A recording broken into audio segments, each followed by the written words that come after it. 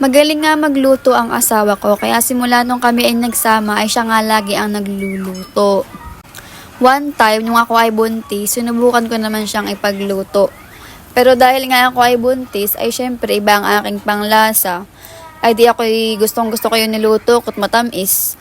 Ay ito ka namang saya, hindi man lang tinikman.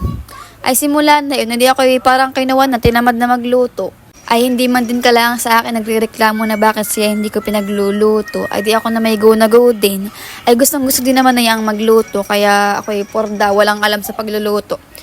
Although may alam naman, pero syempre ako yun parang di nasanay magluto sa akin. Tagalan baga namang di na ako nakakapagluto.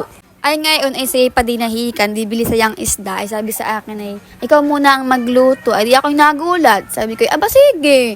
Basta kakainin mo, baka masayang lang itong karne natin. Kita'y dadalawa lang nakakain dito sa bahay. Yung bata na may mahina lang kakain, eh. Baka nga masayang, di na naman siya kumain.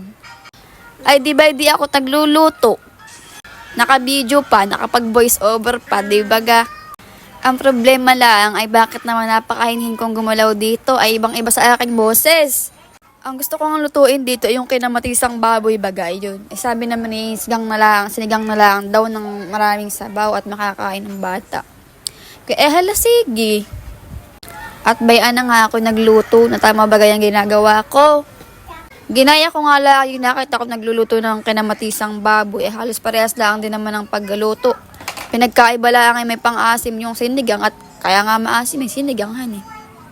Hindi ko na nga hiniwa tong mustasa baga ito o pitsay. At dahil ginaya ko nga yung napanood ko, hindi naman niya iniwa at maliliit iyon. Ay pinagkaiba nga, ay malalaki ito. Ay lit ko na nga na-realize. Ay di, yun na may maluluto din ay. Siyempre, akin din naman tinitikman at talagang masarap din naman. Halos parehas lang ng luto niya. Parang mas masarap pa nga yung luto ko. Hindi ko baga alam bakit ako gustong gusto ko yung luto ko. Iniintay ko na lang siyang dumating at papatikim natin itong luto ko. Kung talaga bagang masarap sa panlasa niya.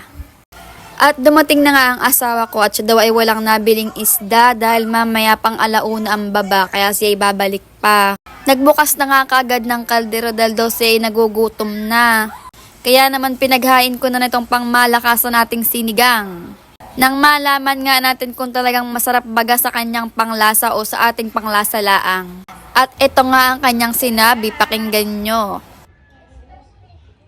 Ano? Pwede ka.